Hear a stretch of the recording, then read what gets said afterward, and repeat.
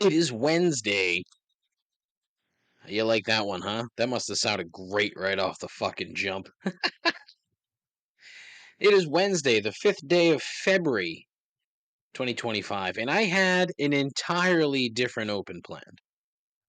I was going to make bad jokes about carousing, which is a great word, by the way. But as I'm sitting here waiting for this shitty platform to load, I'm looking through my email, and there's an email from Metallica.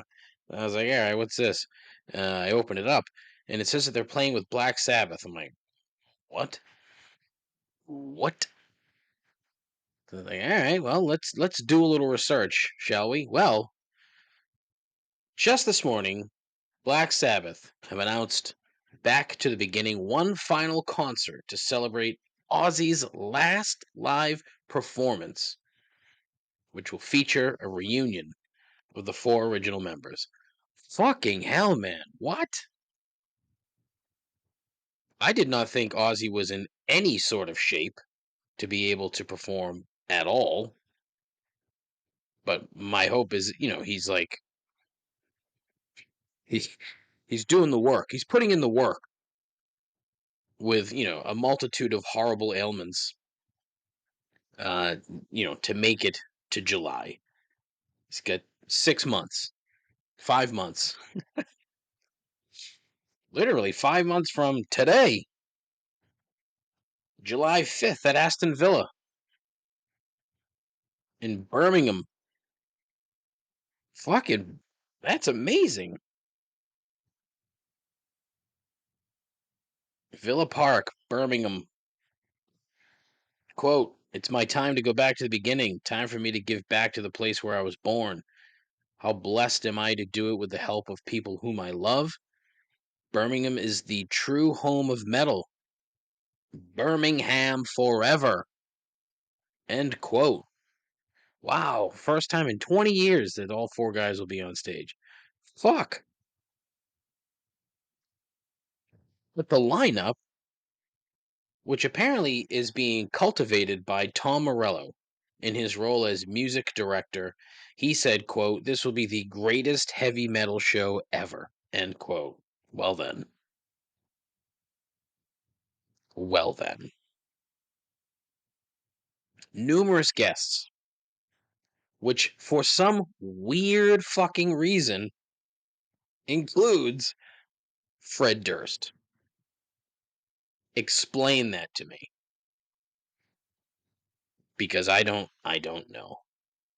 Anywho, but the email from Metallica says performances from Black Sabbath, Ozzy, Metallica, Slayer, Pantera, Gojira, Alice in Chains, Hailstorm, Lamb of God, Anthrax, Mastodon, and then a bunch of dudes just showing up. You know what is missing here? Now look, I assume he's still in Ozzy's band, and forgive me if I don't know, but like, how is Zakk Wylde's name not mentioned here? I find it a little strange. I mean, granted, he probably will be there just because he's, Ozzy's guy. But man, and then additional performances from Billy Corgan, who should not be allowed to sing publicly. I'm sorry. If you saw him in Smashing Pumpkins at the Winter Classic, you would know what I'm talking about. Dave Draymond, Duff McKagan, Jake E. Lee. How did he sneak in there? Jonathan Davis, KK Downing, Mike Borden, Papa from Ghost, Rudy Sarzo, Jesus, Sammy Hagar slash something called Sleep Token. I don't know who that is. And of course Wolfgang, because he's fucking terrific. But holy fuck, dude! Like, oh wait, there's Zakk Wylde. He's not on like the image that Metallica shared, but in the text below it, after Wolfgang and Zakk Wylde. Now, my guess is that looks like it's all alphabetical, so that might have something to do with it. But fuck off, man. Wow. So, if you are interested in tickets, They go on sale in mere hours because that's how they do things nowadays, and that's how they've done things for years, and I don't fucking understand it. Like, give people a fucking week to sort through their lives before they decide to drop hundreds of dollars. God, I fucking hate tickets. I hate Ticketmaster. Bring back Ticketron. Bring back fucking strawberries. Bring back having to fucking stand in line with a wristband. Fuck. It was so much simpler and better and fairer.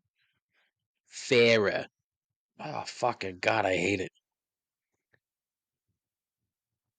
And of course, look, I've already put a note in the calendar for Friday. I'm probably going to put in an alarm clock for Friday, uh, 10 a.m. Greenwich Mean Time, which is 5 a.m. Here on the East Coast. 5 a.m. So all you fucking dusty old metalheads, wake up early because you probably can't sleep anyway. Buy some tickets. Let's see what this is. Let's see what this is going to cost. All in between flights, hotels, it's probably going to be disgustingly expensive. But you know what? Fuck it. I'm going to look. In fairness, I can't afford it, but I'm sure as fuck going to try. And if not, like, I hope at least it's like streaming somewhere so that people can watch it. Again, dusty old metalheads watching this shit. God, it'd be so fucking great. I am like positively gobsmacked. That's right. Gobsmacked. Wow. Anyway, yeah, it was, that's really not where I was going with the open this morning, and that's what happened. Fucking hell, mate. All right, look, this week I promise to keep the political talk to under 10 minutes because I could go on for days, but it's not good for my mental health, so I'm not going to do it. What else? Old friend AP Dave suggested I bring back movie trailer reviews, and quite honestly, I'd forgotten all about it. Mainly because I don't remember shit. So I had to like go back and like find some old notes and a handful of other things that I realized I hadn't done in a while with this stupid show. Um, and I can't find the musical intro. Like I don't know where the fuck it is, but I listened to it from like an old show. It's like it's so fucking great, and I can't find it. So I'm gonna have to try to dig that up or re-record it. But man, that was good. So I do have like one movie trailer review, and honestly, it was something that I was kind of gonna talk about anyway before Dave reminded me of the specific bit. But hey, what else? I have two voicemails from my pal Mike. I haven't listened to him yet, but the one of the transcripts indicates that he's taken offense to me saying that he called me fat. It's okay, Mike. I am indeed fat. So I'll talk about what I'm thinking about making for the game on Sunday, food wise, because food. Uh, what else? The Spice Girls, Ken Jennings, snack foods, the Bruins, shitty officiating, and more on episode number 176. And mind you, I do realize that I entirely skipped 174. But we'll ignore that, okay? Cool. Of complaints and observations. Still, a voyage into the mundane and an exercise in futility. Swimming in the absurd while drowning in unearned self-importance. Entirely unworthy of your time. It is the world's worst podcast. This is Complaints and Observations with Dave LaPointe.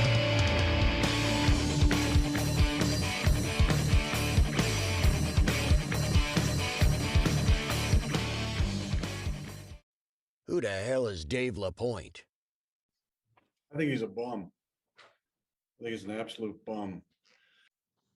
All right, I want to start with the Bruins, okay? Because last night they played the Minnesota Wild, who somehow were the best road team in all of the National Hockey League, which I found a bit surprising. They were against the Wild, and Mark Andre Fleury. But look, they played well last night. 3-0 win. First shutout of the season for Jeremy Swayman, which was a touch surprising, seeing as we're 50-plus games into the year. Just kind of gives you a sense of like not having training camp really fucked with that kid. I'm convinced. Plus the defense stinks, but that's neither here nor there. But I don't think they're very good. And what I do think is that they're mediocre, which, as we've talked about for the course of the last fucking 5 years here, that's the worst place to be. Mediocrity is not good. For the Jacobs family, they love mediocrity. They love being average. They love kind of making the playoffs.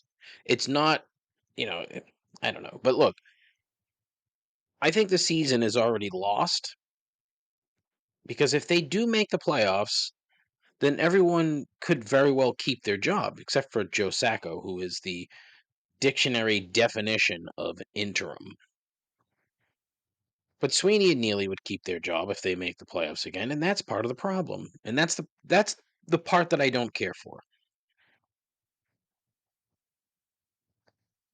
Like, Sweeney should get fired for spending all the money on 2 fucking jerk-off mediocre free agent signings, and I've already talked about this recently. But it's just so fucking evident to me. Like, you never hear anything from Elias Lindholm. He does nothing but cash a fucking paycheck. And every now and again, Zadorov will do something good, and then 30 seconds later, do something stupid.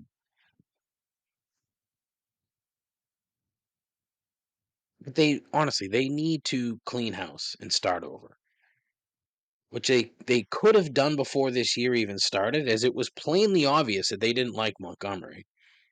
And they didn't want to keep him. So why bother? Oh, because it's a bad look? It looks even worse when you fire the guy 20 games into the season. You don't really improve. You just kind of, slog on as if nothing happened, thinking it was the fucking coach's fault. Obviously, it's not. It's the players that were assembled by the front office. That's the problem. As much as I don't like to admit this, my gut is telling me that Brad Marchand is not the best captain. And I think that's part of the reason why you saw Zdeno Chara get a job with the team, was to go in there and slap him around a bit. I don't know.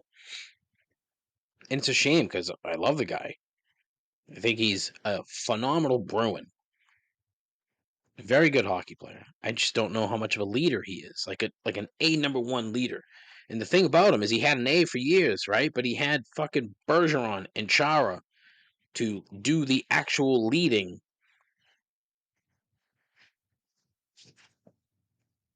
Anyways, it's all foolish, and they should have addressed it before the year even started, but they didn't, and now they're stuck in a bit of purgatory. So you almost hope that they miss the playoffs, because then that's like a top 15 pick, which I don't even know if they have their number 1 pick this year. My assumption is they don't. But at the very least, they can draft in the top half of the rounds that they do have picks in, and probably blow those, you know, consistently. But who the fuck knows? And honestly, I want them to miss the playoffs so that Jerry Jacobs doesn't get the fucking extra gate money. But that's not really a thing anymore, which is unfortunate because it was a lovely joke to make, like in the 90s and early 2000s. Delaware North, if you're not familiar, is an absolute juggernaut, far bigger than I had assumed. I was literally working the other day looking up a new hotel on one of the Great Barrier Reef Islands in Australia. Who owns it? Delaware North. Unfucking believable. They've got their hands in everything. It's disgusting, like how rich that family is. And it still costs, $75 for a fucking beer at the Garden. Don't do it. Listen, but you know what's even worse? And I don't know if I mentioned this. I may have talked about this a few weeks back, but you're almost better off just like bringing a cooler driving in parking somewhere and just sitting in your car drinking. If you want to drink, right, have a drink in your car with something that you purchased from a liquor store outside of the confines of Boston. Because the cost at all of the bars around the garden now, $8.50 for a fucking Miller Genuine Draft at Sullivan's Tap. $8.50. Can you honestly fucking believe that? And guess what? It's just gonna get worse and worse and worse and worse. So hey, the Super Bowl's coming up, right? Super Bowl 59, also known as Super Bowl I don't fucking care. I don't want the Chiefs to win just because, as being a Patriots fan, you don't want the Chiefs to kind of have a leg up, even though they're basically on par, even though they get fucking every goddamn call ever.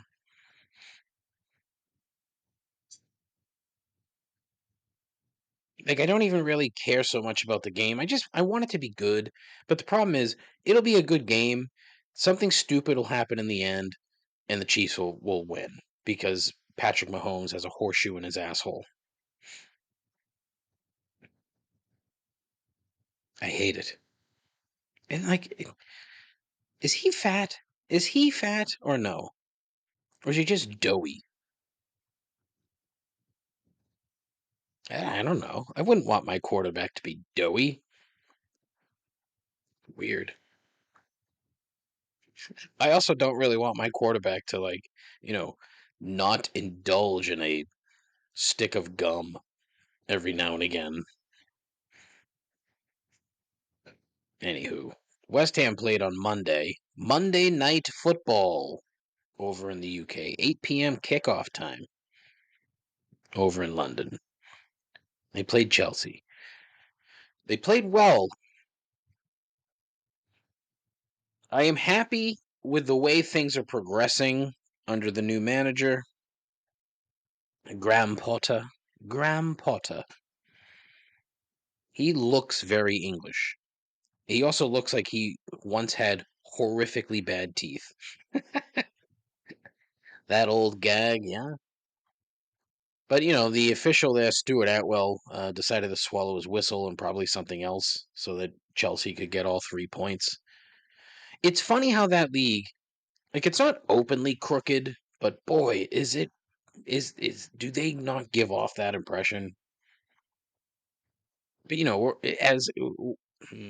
we're all supposed to just basically bend over and take it because the owners of 3/4 of those clubs also are bending over and taking it, but for the sake of obscene amounts of money. The amount of money that ownership makes for the 20 teams that are in the Premier League make unconscionable sums of money for being in the league.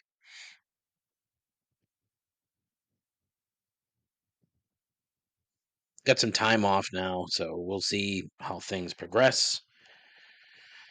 The concluded January window didn't help the defense literally at all. So unless the fullbacks suddenly figure out how to defend during this time off, it's going to be a bit of a slog between here and May. So I don't know. Like, I have some confidence, but not a ton. Like, I'm confident that they'll stay up, which is no way to, like, root for a club, you know? And of course David Moyes goes to Everton and they've reeled off 4 games unbeaten, 3 wins. How fucking ironic. It's a shame. It's also a shame. Liverpool's rolling. They're going to win the fucking league. You could end up having 3 teams who are traditionally not Big Six clubs make the Champions League or just qualify for Europe in general. Like, Nottingham Forest is currently second. Nottingham Forest, whose owner is this fat Greek dude. This fat, wealthy Greek guy who looks like he smells terrible. And you could have Bournemouth. Bournemouth is kind of sniffing around there, but not, they've kind of dropped off a bit. That club's owned by the guy who owns the Vegas Golden Knights. Bill Casey, I think his name is. But yeah, exciting stuff in the Premier League.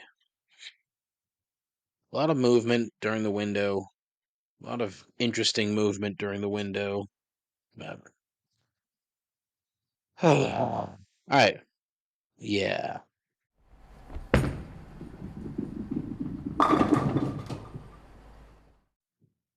All right. So I had promised in the open that I would keep the political talk to less than 10 minutes. Well, guess what? It might be even less than like 5 or 6, and I'll tell you why.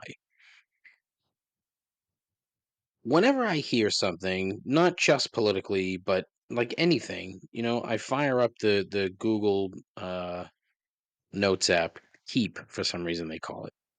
Horrible name, by the way. And I think again, something else I've mentioned before. I fire it up and I just put in a note under like the podcast tab. So every now and again, like I'll hear something, and especially lately, politically related, I'll make a note.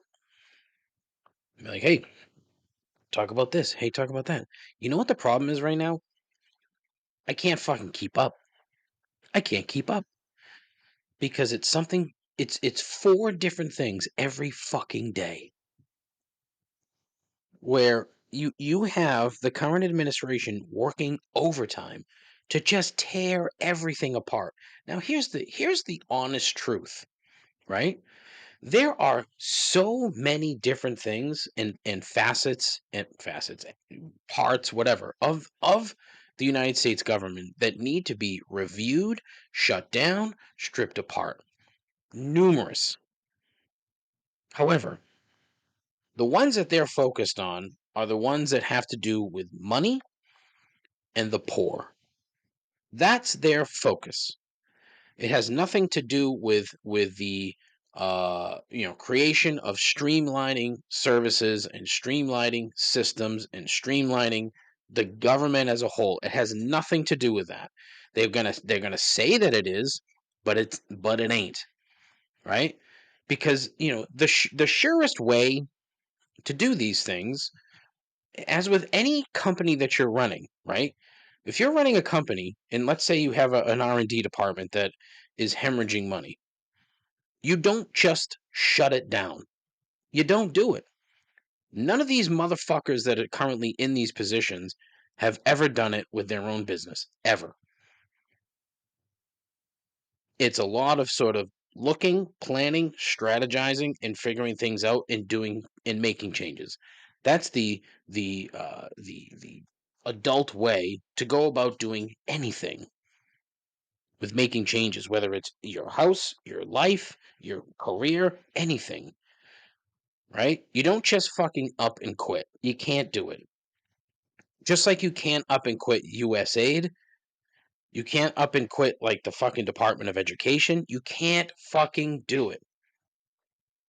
Like literally, they can't do it anyway because it requires congressional acts. You can't just come out and say, "Yeah, no, we're going to do this." But you have there are so many fucking people that not only rely on some of these services, not just in this country but in others, which is another fucking whole thing. But the number of people that just work for these organizations, like that's their job, that's their career. Oh, but we've got too many government employees. Do we? Probably. So what are you going to do? Just fucking have the unemployment rate shoot through the fucking roof? Oh, well, there's going to be temporary pain, but no. No. Temporary pain is not going to exist. It will not be temporary. It will not be temporary. And that's the fucking problem. There's no forethought here whatsoever. Zero. Because it's only going to benefit a small number of people in this country, and that's it. That's the fucking goal. They want the American public to be poor and stupid. And again, and I've said this time and time again, if you don't think that you're one of those people that they want to be poor and stupid, then you're already fucking stupid. That's just fact. That's how it is. And if you can't see that, I can't help you because that's what they want to do. And again, like you've got it. Honestly, it took Elon Musk sending his high school educated squad to fucking raid the Treasury Department and literally steal access to Social Security, Medicaid, you name it. Before the Democrats finally said, geez, what's going on here? They can't do that. Thanks for your help, folks. Great response. And that's the other thing, right? If you have a parent who currently relies on Social Security or a federal pension or federal health insurance or Medicare, that's a target. That's a target. And if you have a parent who's lucky enough to not need any of those things, congratulations. I'm happy for you. Like legitimately happy for you. I'm not one of those people. And it makes me nervous as hell because the last thing I want is to see my mother suffer because of a choice that a bunch of rich fucking jerk-offs made, thinking that, her health and well-being is not worth the effort to maintain the program. But, I'm happy that you made the choice to vote for this guy and to want these things. I'm happy for you. Because I'm happy that you don't have to fucking and deal with this if something comes down the road. Now, it's a long way off. Like I freely admit that ending these things or changing these things is a long way off. And you hope that there are people on the other side of the aisle, or really on both sides of the aisle, that have a fucking a bit of balls.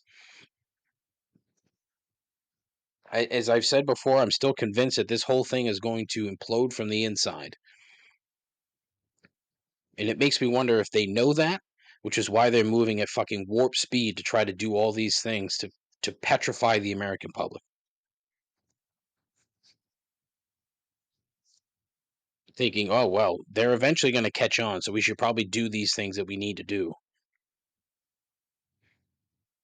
Like this bullshit with tariffs. Like, it's yeah. The concessions, quote unquote, that Canada and Mexico made were things that they had already announced last year. Additional troops at the border, working on stemming the flow of immigrants at the Mexican border, fentanyl trafficking out of Canada, which, they leave out that important fact that most of the traffickers that are caught crossing the Canadian border are Americans, but, that's neither here nor there. Those were already plans in place. Those were already announced last year. The funding, all that shit last year. And so, the whole thing with the tariffs, in Canada's like, yeah, well, fuck you. We'll put a tariff on this, whatever. And it's just going to make us, American citizens, average middle class people suffer because it's going to cost us more to fucking do anything. With your fucking fakakta made up bullshit tariffs, thinking that you're punishing a foreign country. You ain't. They don't care. They'll find a fucking way around it. This is not the fucking 1950s. It is just unendingly frustrating. Oh, so you're super poor, but you still need to file your income tax. And, used to be able to do it for free. But Elon Musk thinks that filing income tax for free is a bad thing. And honestly, it's a fucking joke for people who are in poverty that they have to file their taxes in the first place. But now people who can't afford to breathe are going to need to pay to get that done. Make it make sense. Give me a logical explanation as to why someone who is poor and in poverty, below the poverty line, would have to then, pay money that they don't have to file their taxes that they shouldn't have to file anyway. And in some cases they don't, but in some cases they do. It's so petty. So petty. The government is bloated and needs to be fixed. However, the way that they want to do it is not fixing it. It's a cop out. It's just shutting things down for the sake of shutting things down.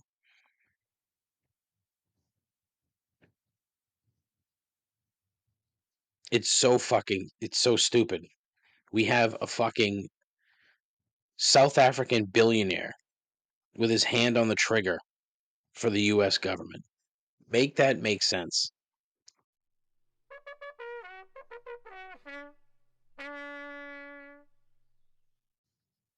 All right, so I am thrilled once again to have a couple of voicemails um, from my old friend Mike, who has, I think he has now surpassed Heather in terms of a number one complainer. Haven't heard from Heather in about a month.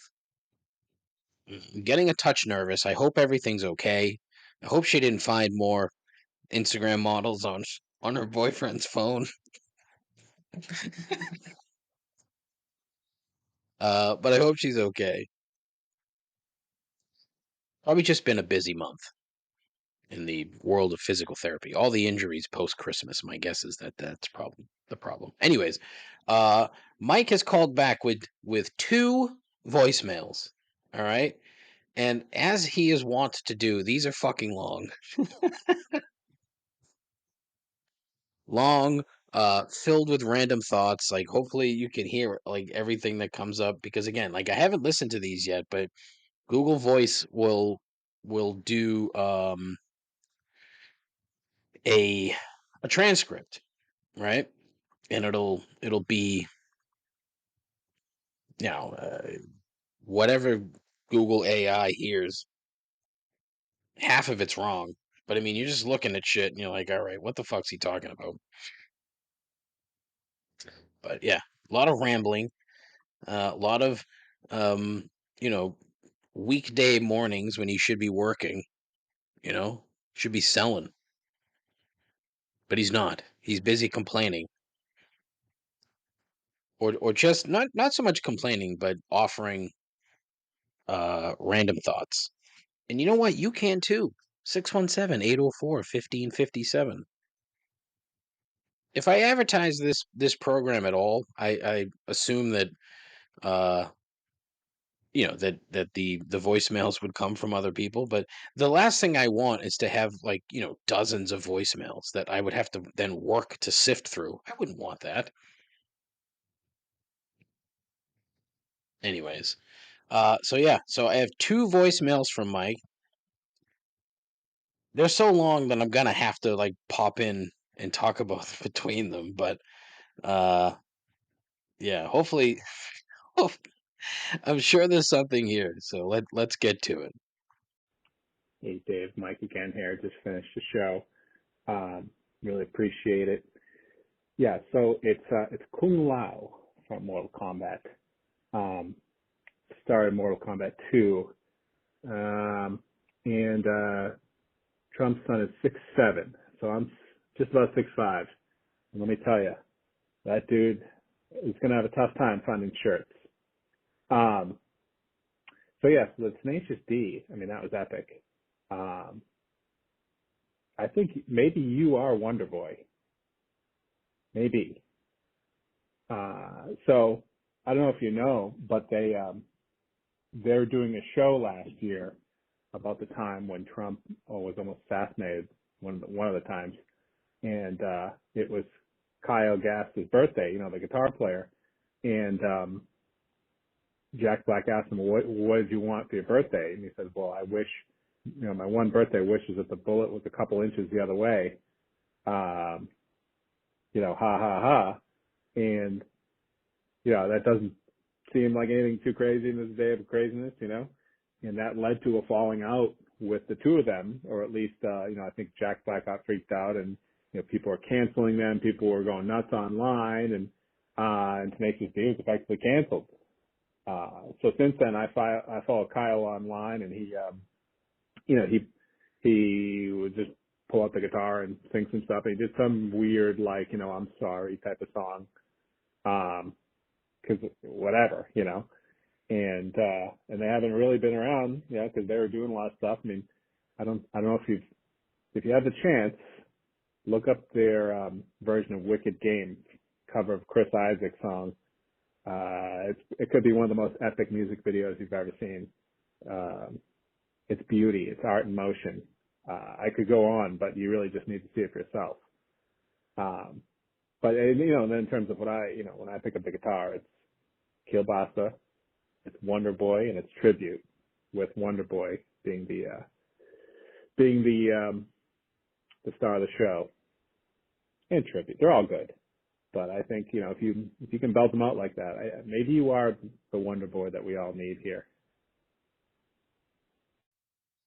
I love that Mike is a big fan of the D. There's not enough of us, to be fair. So that makes me quite happy. What doesn't make me happy is the whole thing that happened. And it happened in Australia.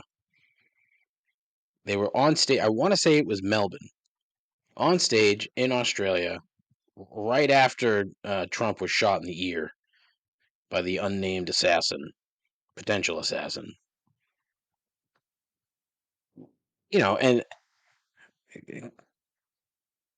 Kyle's joke was in poor taste, okay? Most reasonable people did not want the guy to be shot and killed. Let's be honest. I certainly did not. I don't like the guy, but I don't want him to get fucking shot and killed. That's fucking terrible. You don't want that. So the joke wasn't good, and it was in poor taste. However, like, Jack's general reaction was, "Oh, you're gonna break up the band because of a fucking stupid joke?" If you want to go off stage that night and say, "Yeah, hey, look, we need to talk about some things, so we're done playing." Like, if you'd done that, all right, whatever. And then you come back, say, "Yeah, we talked things over. It's not a good joke. I didn't really want the guy to die, blah, blah, blah, blah, blah, blah, blah." You could have handled it so much differently. Instead, the guy basically said, "Yeah, the band is over." What? Like, they'd been, like, together for over 25 years. Over 25 years. The late 90s is when they were on, I think they started on Mr. Show, and eventually got their own show on the HBO, and then eventually the album, the movie, the album. But fucking hell.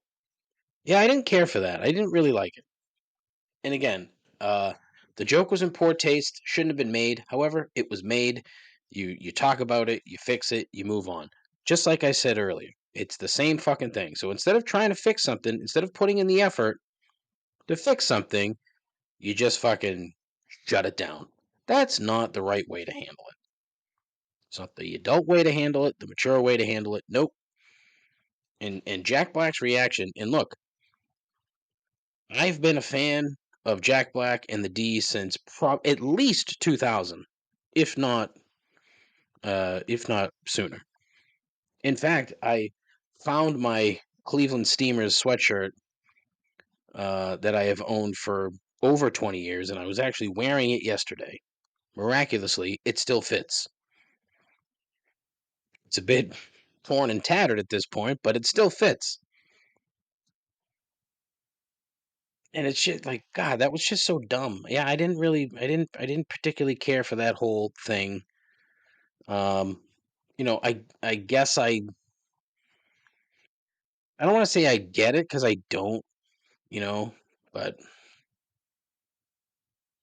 it's just so dumb.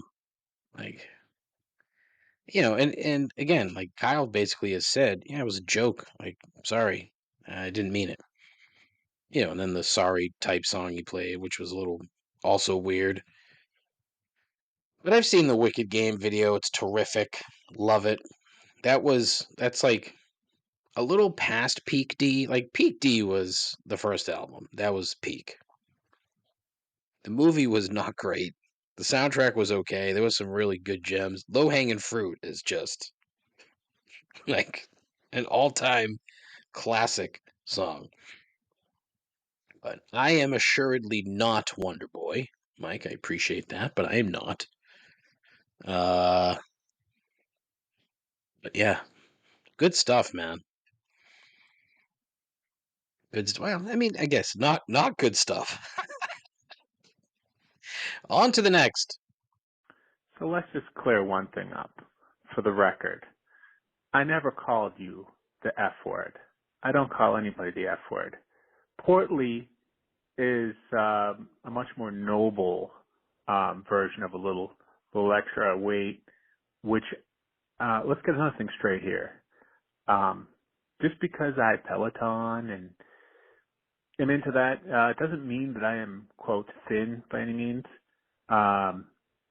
My weight fluctuates, like the stock market here. And I have more clothes that don't fit me than do, because I don't know about you, but I only seem to buy clothes when I'm feeling good about myself and in shape. With the penultimate being the nice suit I bought for a wedding a couple years ago when I was probably 30 pounds lighter. So anyways, yeah, I would never call you that bad word.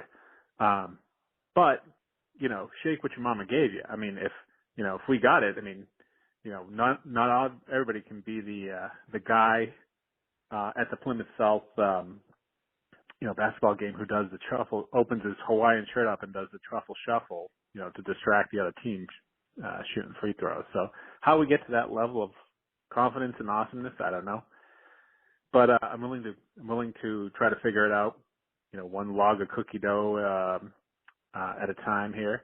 But yeah, the other thing too is, buffalo chicken dip. Buffalo chicken dip was not around when we were kids, and it's amazing. I mean, if you have that at a party, I don't want to socialize. I want to sit down and pound as much buffalo chicken dip as I can. Lasagna too. I mean, a good lasagna, not the soupy garbage you get at the restaurant, but good lasagna is amazing, especially cold the next day. And hitting on the smoker thing, to me, see, I had a charcoal smoker, and I have a really good ribs, pulled pork, and brisket once in a while. But to me, it's the prep work, So it's not so much the waiting a long time; it's the prep work. And I have charcoal once, I get really good bark, I get really good char on it.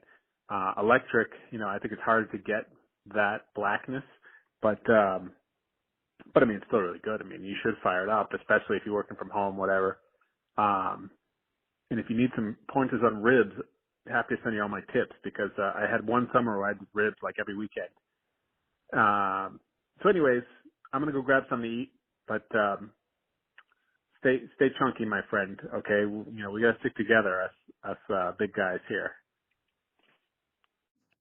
There's a lot to unpack. Now, admittedly, you didn't use the F word. You didn't say fat. It was implied. I'm fine with that. Another F word. Fine. Also, I have mentioned your Peloton biking, but I never said you were thin. I said you were tall. And at 6'5", you can kind of stretch out a bit. And good luck with the shirts. Like, if that's the biggest problem for being a tall person, is that you need to find shirts, good fucking grief. What a good problem to have. But then again, like, here's what I would think would be the actual disadvantage to being super tall when it comes to clothes, is that they're all going to be probably horribly, like, big on you. Either that or tiny. Like, it's probably quite rare that you find a shirt that fits well. And then what you try to do is you probably stock up on those shirts. And then you go, like, 4 or 5 months without, having the need for another shirt. So then all of a sudden you do need one.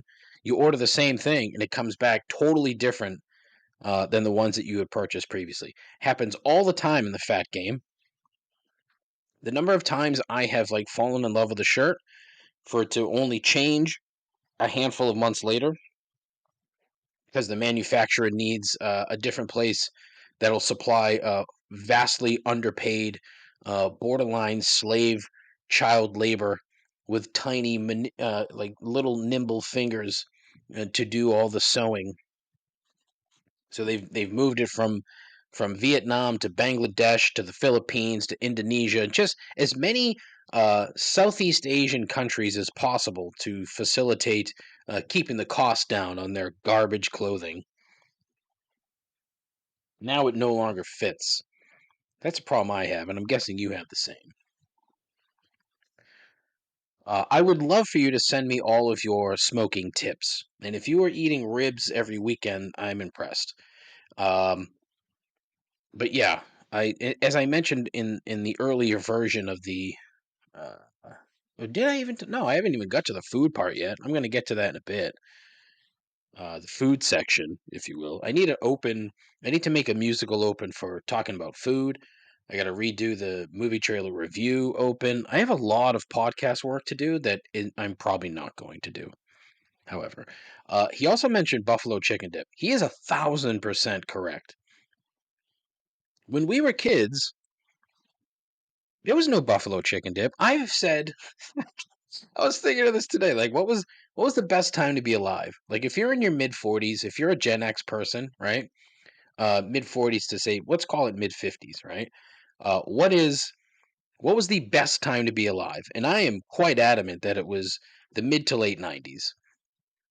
Now imagine adding buffalo chicken dip into that time period. Like, there'd be no reason to go on after like 2000. What would be the point?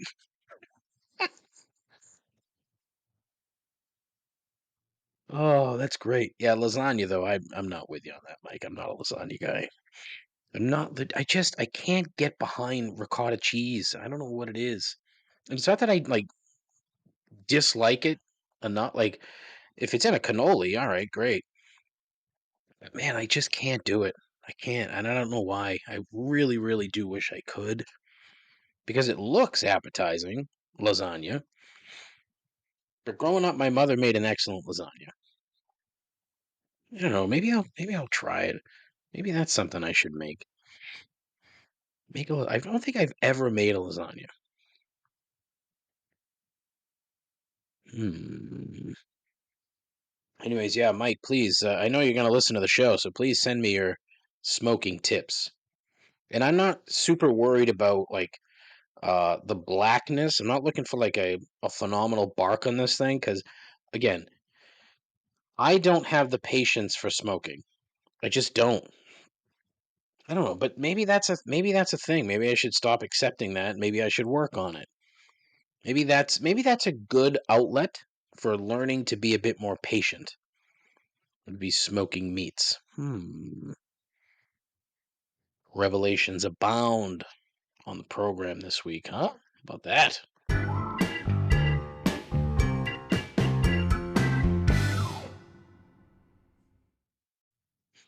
All right, two bits. Two bits. First, I'm going to talk about food because now thinking about food, I'm like, you know what? That's a really good idea, Mike. I need to talk about food more because I like it. I love food, man. It's good to me. So this weekend being a big weekend, Super Bowl weekend, where the big thing is food. Football this year, who gives a fuck? But the food. So I have like just signed up for a free month trial of at Bon Appetit. You familiar with Bon Appetit? It used to be that fancy ass magazine with like the fancy picture of the food with like the white border. It was thick because it was full of fucking ads, handful of recipes. Well, their website, Epicurious and Bon Appetit's like a combo deal. I signed up for a free month trial, and I even put a note in my phone to cancel it in 3 weeks. I'm gonna get ahead of them. I'm gonna try to download as many fucking recipes as I can. However, the problem I've noticed is that with all of these websites, right? So like Tasty is another, Bon Appetit here. There's one more. whose name escapes me. They all like the title of every fucking link is 62 recipes for fucking shit up. I don't know, but whatever. But every one is like 8,000 recipes on a fucking page, and it's impossible. It takes days for this thing to load, and then you have to scroll through it, and there's 6 billion ads. I really wish that somebody would just start a website, right, where it's 2 clicks to get to where you want to be. Okay, so let's say you click, God, you click on the initial link. It takes you to a page that says, "Hey, if you click here to get to where you really want to go, be prepared for pop-ups, um, those weird like screen extension things where you're scrolling down a page to read a story, and then all of a sudden, the fucking ad that you scroll past gets bigger, and you have to scroll through that entire giant ad to get back to where you were reading. Like, give me a heads up." Because if you want the content that you were interested in the first place, you're going to click. However, I would like to know in advance what I'm getting into. Like advertising on the internet. Oh my god, I could go on. That would be a great gripe. I gotta write that one down. But anyways, not the point. Um, so I'm thinking, all right, what am I gonna make? I don't want to make like a whole big thing. So I'm thinking like snacks, right? And so I did like a very rudimentary pigs in a blanket a few weeks back. That might have been at Christmas time. Very rudimentary, and they were fine. So I'm thinking I may do a pigs in a blanket again, but then I was thinking like British sausage rolls. Have you ever had sausage rolls before? Fire. But then it's like, all right, do I try using the smoker like on Sunday morning? I don't know. It's too fucking cold, like to be outside at all. But yeah, so that's what I'm thinking. Maybe some buffalo chicken tips, sausage rolls, pigs in a blanket. And I looked at a bunch of different recipes on Bon Appetit. So I gotta dig through some of those again and see if I can't come up with something better. Because that seems a bit lackluster, to be honest. But I don't know. I'm not. Uh, this isn't a tailgate, so I'm not as fired up about it as I normally would be.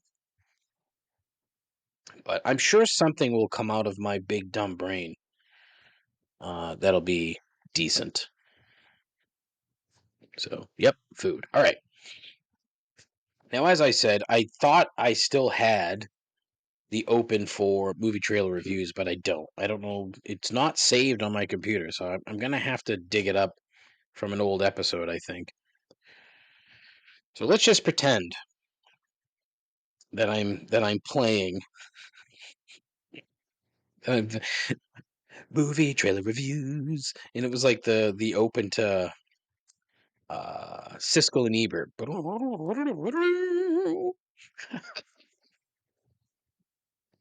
It was a fine musical effort on my part. That's back when I had time, which meant I was mostly unemployed.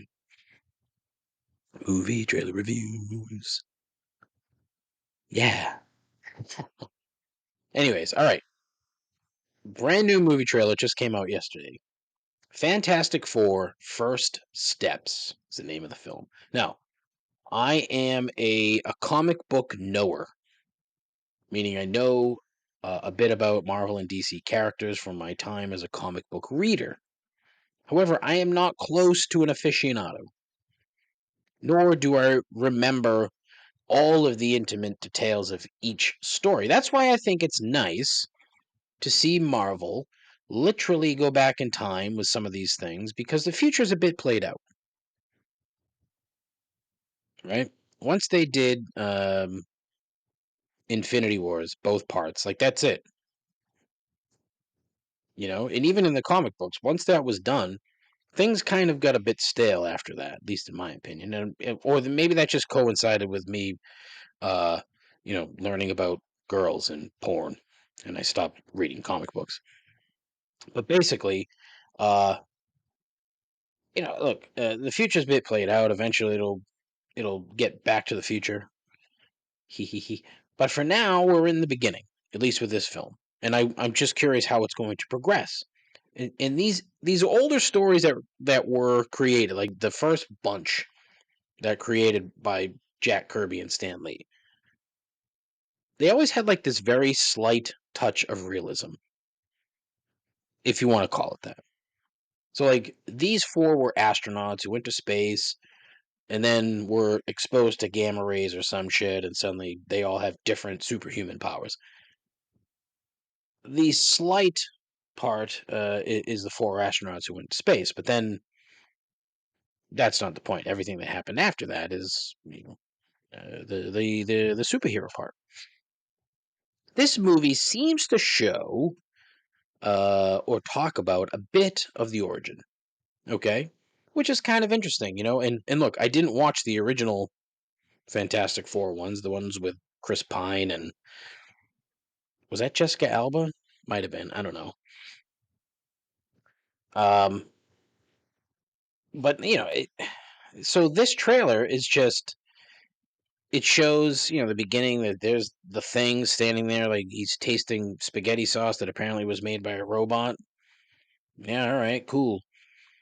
But there's really no hint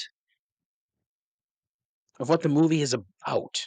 So my gut is telling me that it's just about the origin and then like an introductory story, right? And an introductory, not introductory, a so it's it's the origin of the group followed by what happens and like sort of the internal struggles for all four of them like after they're established as the Fantastic Four, and then a conflict occurs.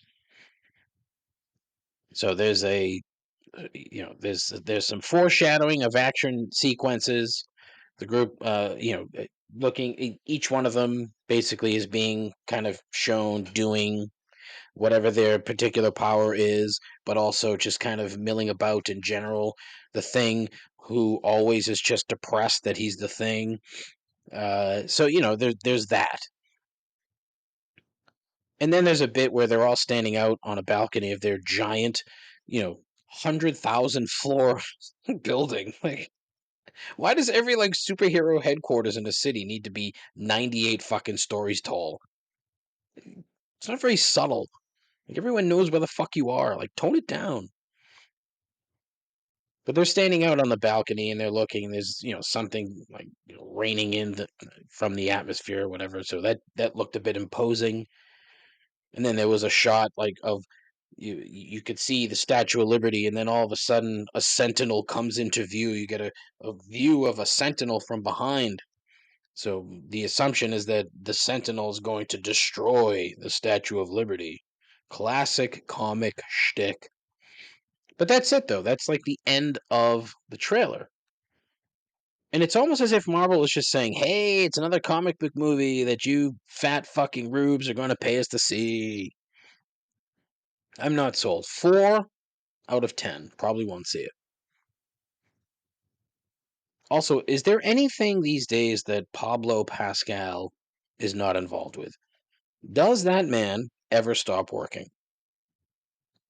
Movies? TV? Fucking commercials?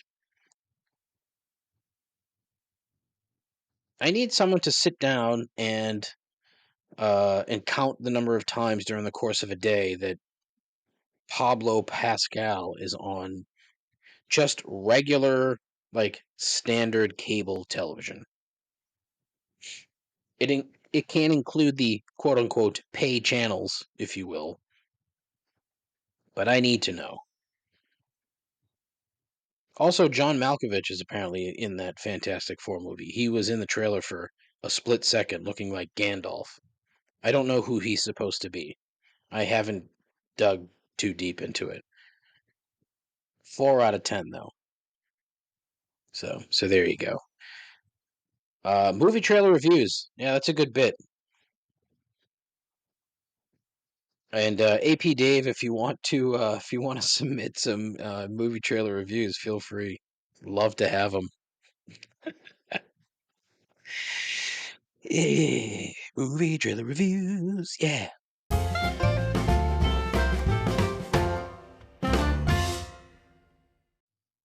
All right, it is time for everyone's favorite part of the program. It is the end.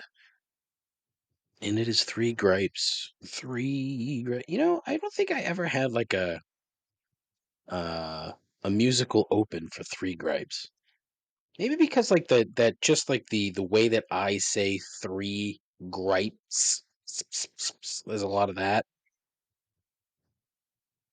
I don't know. I'll have to come up with a musical interlude for three gripes if I ever have the time. Anyways, gripe number one: youths. A younger coworker of mine last week said out loud in front of numerous other people, quote, "Well, you know what?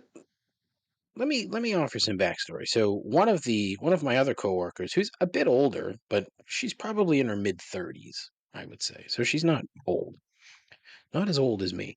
I've come to find out that apparently I am quite possibly like the oldest like everyday employee at my company. And I'm not even that fucking old. Yeah, like there's a handful of other people that are in their 40s, like close to my age, but boy, you want to talk depressing? That is just kind of sad. Eventually, I'm going to have a job where I literally am the oldest person.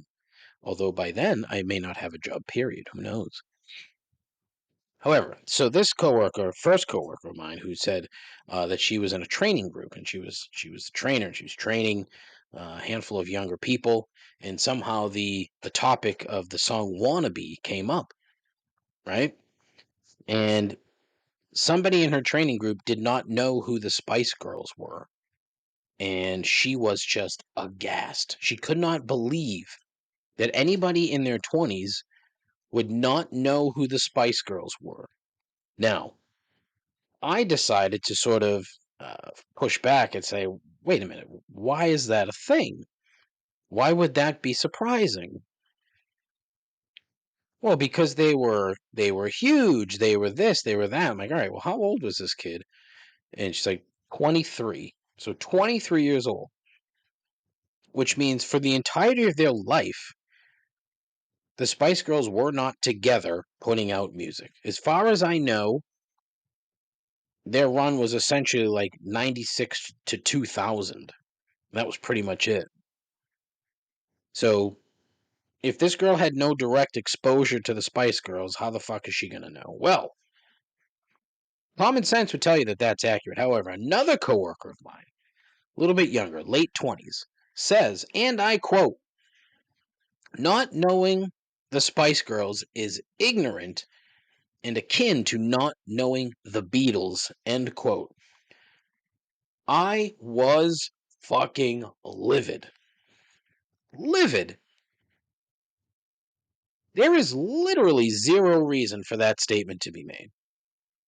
And I assure you that it's never been made before in the history of Earth.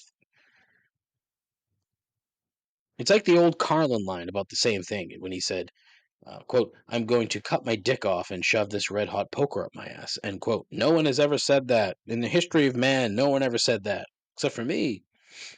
Anyways, the youth of today is just mind-blowingly dumb.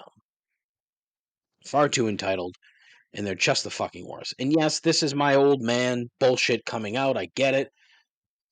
But at the same time, I am very self-aware. And I'm self-aware enough to know of the long list of my own shortcomings. These kids, and by kids, I mean most people under the age of 30, they haven't got a goddamn clue about much of anything. And it frightens me because how does that happen?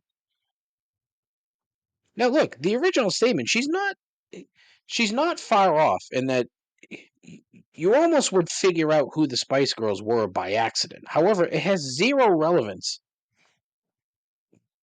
and no relation whatsoever to the Beatles at all. Here's the thing, right? She knows who the Beatles are. Why? Because they are a massive cultural icon, right?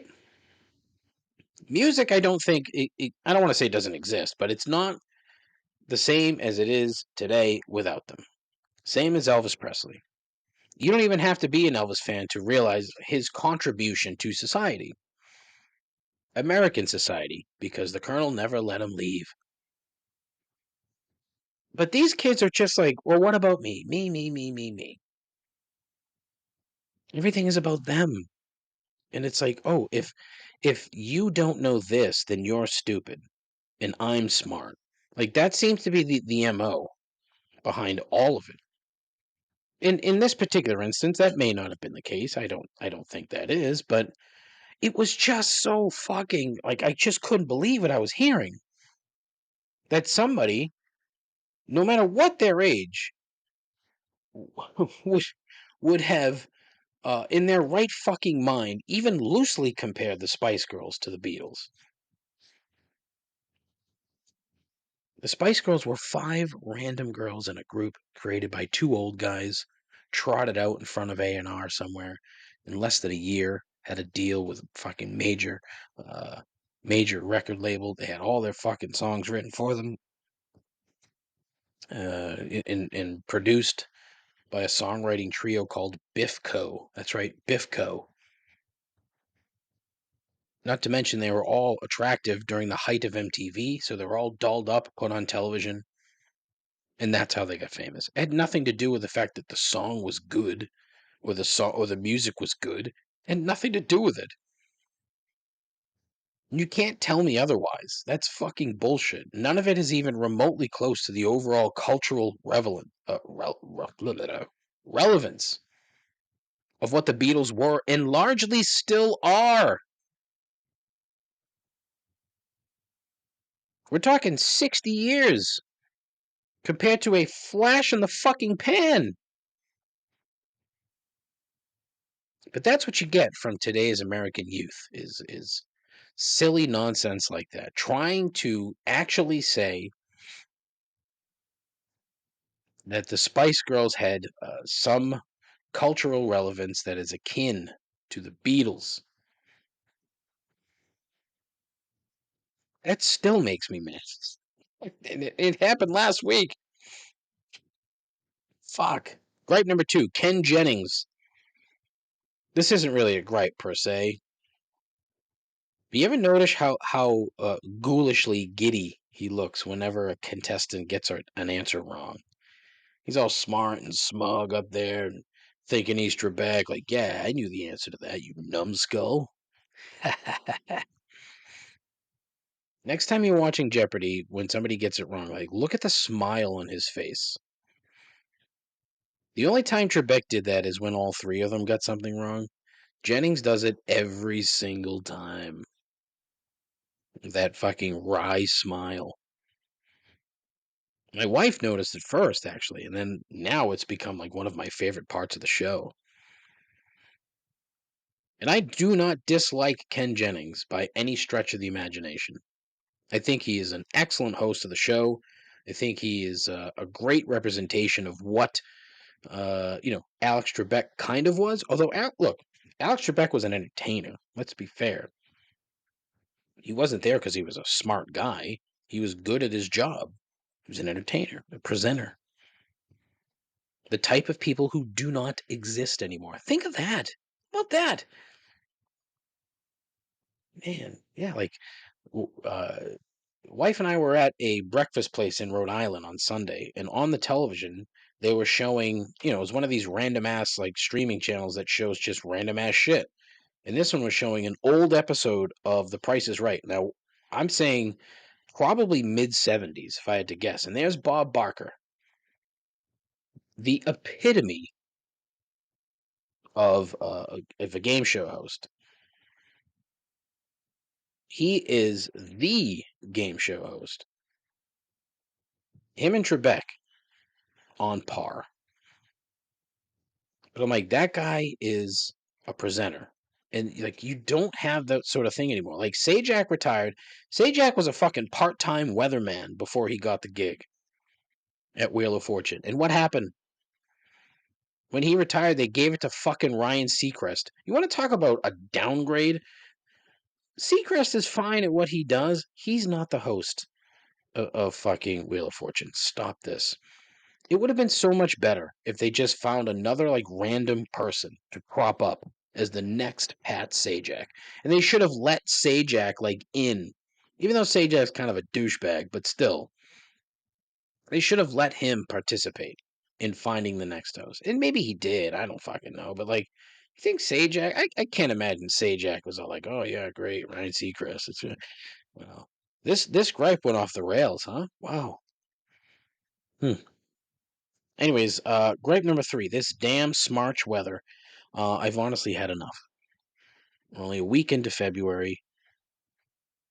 The other day, my backyard was a fucking swamp. Like, literally puddles. I've said literally 24 times today. There were standing water, puddles on top of my frozen backyard. Now, those are frozen over, and the ground is even more frozen than it was before. I can't take it. Like, I am at the age now where I just don't want to deal with cold weather, and it's frustrating. I can't go anywhere. Where the fuck can I go? Nowhere. But I gotta get the fuck out of here. Not much, sure, much. See, I can't even fucking talk. I'm so frustrated about cold weather. God damn. All right, that's the end of the show. This has gone on long enough. This was a long one. A lot of energy here today, which is good for the morning shows. I enjoy the Wednesday morning production. Hopefully, I can get this out and edited and done. Edited, he says. It's just about sliding in a handful of downloaded bits and music beds. Voila, podcast. Ta-da! Yeah, sure. 617-804-1557. I need you to call in. If you haven't before, do me a favor, call in, acknowledge the fact that you listen to the program all the way through, and you get to this part where I'm asking you to call in. And then I need you to tell your friends to listen to the show, and then they tell 2 friends, and they tell 2 friends, and they tell 2 friends, and so on, and so on, and so on. Because I'm not really advertising the program. I'm keeping it on the down low. I haven't told anybody that I work with that I do this anymore. My assumption is that they've found it because they're nosy children. And if they have, they should call in 617-804-1557. If you currently work with me and you know that I do this, call into the show. Leave a voicemail 617-804-1557. I am on Instagram at ComplainsPod, which means I'm on all the other fucking Zuckerberg shit. But fuck all the Zuckerberg shit. But that's what you do. That's it. I'm on, like I said the other day, I'm on that Blue Sky, but I'm really only on there as me to talk about soccer. That's pretty much it. So I'm not going to sully my presence on this new medium and ruin my experience with all of my soccer friends, which are 2. But yeah, listen, tell your friends, tell your moms. Please take care of each other. Take care of yourself. Take care of each other. Godspeed. Ta-ta.